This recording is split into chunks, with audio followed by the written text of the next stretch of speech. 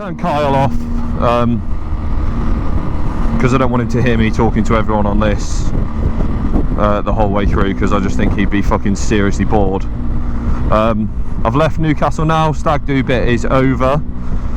I don't drink nowadays, so I didn't really do anything anyway.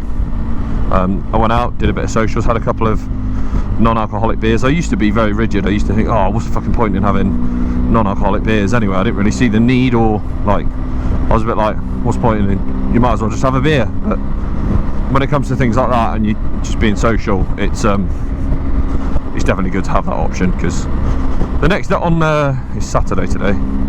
Yeah, so we started on Thursday, and then on Friday, sorry, people are like, oh, do you want a beer? I was like, no, I don't drink, mate. And they're like, what? I was like, you were boozing last night? I was like, no, I wasn't. I don't drink. I swear I saw you with a beer last night. I was like, yeah, you probably saw me with like a non-alcoholic beer, but that's it. They're like, oh, all right, oh. And then asked me all the backstory and stuff, which I will not go into with you. So I've got Kyle behind me, and we just pulled over basically because the weather's improved. It's got a bit nicer.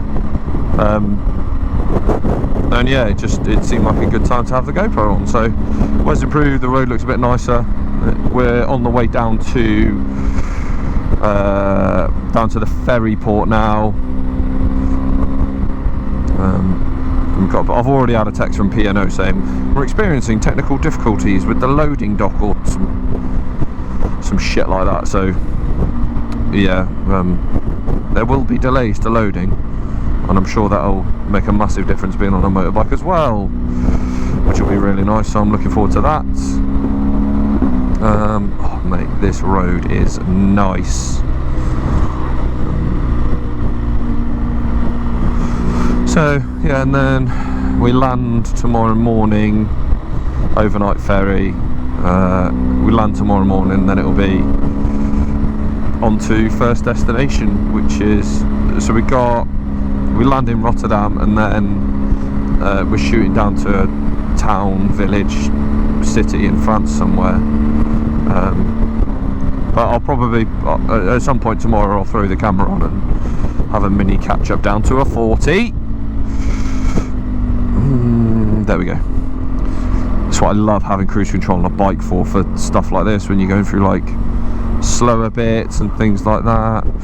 I've got really long hair at the moment, and it like keeps, I never put it on properly, put my lid on properly and like scan my hair in. So hey, the Citroen's pulling over.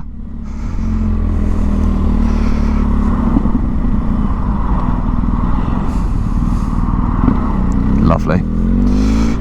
So I had a nice ride up the other day. I forgot how kind of fucking boring motorbike stuff was on a motorway.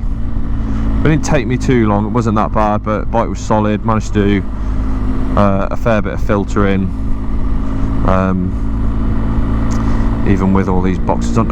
Sat nav change. Fair bit of filtering, even with all these boxes on. So yeah, it made it was a nice journey up. And then met up with Kyle, we sorted the bikes out, locked them all up. Didn't really have any issues. My alarm kept going off in the night, but I think that was because like I had the cover on, and it was quite windy, but I could see it out the window. So I just basically did that and had a little look out the window. But I wear contact lenses. I went to get laser eye surgery once that person's pulling out. Lovely. Please don't indicate I can see you. There we go, blue car. I was expecting that to happen. There we go.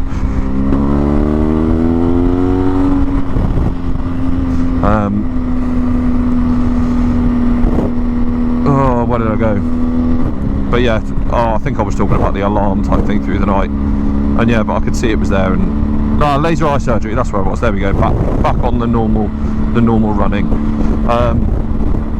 I went to have laser eye surgery, and I got all the scans and stuff done, and I was just going in for like my final consultation, I think it was, and the bloke that was going to do it, the eye surgeon, the doctor, whatever we'll call them, he was like, he walked in, he was like, oh hi, you're right, I'm doctor, and he was wearing glasses, and I was like, okay, the person that's giving me eye surgery is wearing glasses, so I obviously asked him about it. And he was a bit of an older, he's probably 40-ish, I reckon, probably 40 something old, and which I just ended up chatting to him. I was like, how come you wear glasses? And he was like, oh, I just don't want anything really in my eye, I don't trust the procedure. And I think he like shit himself a little bit. Nice little trailer. I think he shit himself a little bit after. I think he kind of went, oh, I shouldn't have said that, you know, like what's his name, like Hagrid, I shouldn't have said that in Harry Potter.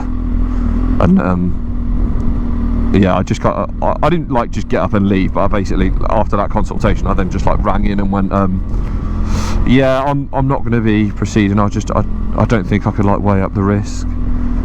So yeah, that was that one done. But I had to have the surgery where they dissolve the flap of your eye. So there's one where they like go like laser it and like then pull it out the way or peel it out the way, and then I had to have the one where they put some liquid on it, around it, dissolve that bit of the flap, maybe take it off, I think.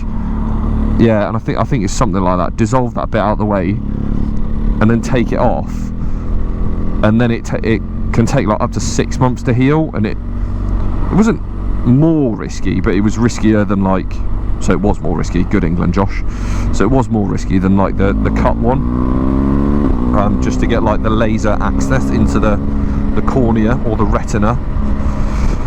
So I was like, oh, I just kind of just went, oh fuck that, I can't. And I was in the army at the time as well, so I was just thinking in terms of like risk, and if I did anything, I'm sure the army would be supportive enough and I'd get a lot of time off with it, but I was just like, nah, that risk, imagine going blind. But Kyle behind me, Kyle had it done when he was like 21, 22-ish, I think, and he swears by it, but me, I'm just like, no, thank you, not for me. So yeah, basically in the middle of the night, basically I can barely see anything, so I wear contacts all the time, so I can barely see anything. So I'm just there like going, like if I got like robbed in like the night or anything like that, or somebody came in the night, I would just be like middle of nowhere, like going, oh, I'm blind, I can't see anything. Look at this road. This is lovely.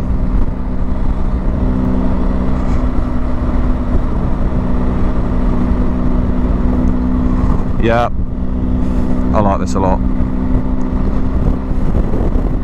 We went through some route like on the moor, on the Yorkshire Dales moor, I think it might have been, and the weather was fucking just mizzle, disgusting mizzle.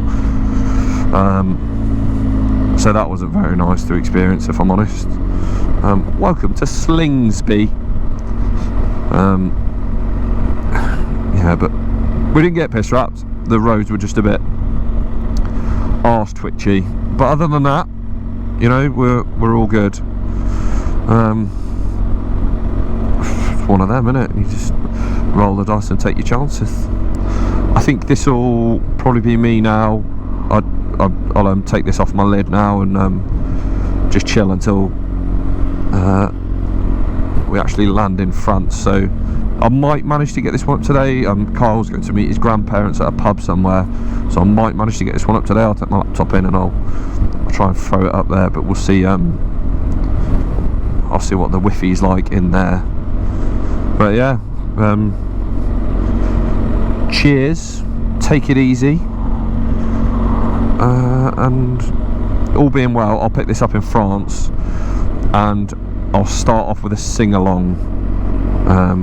I don't know what song it will be at the time, but we'll see what song it's going to be. I heard everybody enjoyed Yaya Ding Dong on my last series that I did, so let's see if we can get a similar, more manly thing, because I have been told in the past, in a really nice previous relationship, oh, I just don't think you're very manly at all. You don't have any manly qualities or anything like that. I mean this in a nicer way, right? I'm 6'2". I'm not built like a big shit house, but I'm stocky. I'm chubby. All right, I'm a bit chubby. Okay. Like, I was in the army, like, I'm DIY, I'm like a proper mechanic and that, I sort my own shit out. But apparently I just wasn't very manly, hence the camp voice that I put on all the time now, because that is basically me. So yeah, to that past relationship. Right, goodbye, see you in a bit.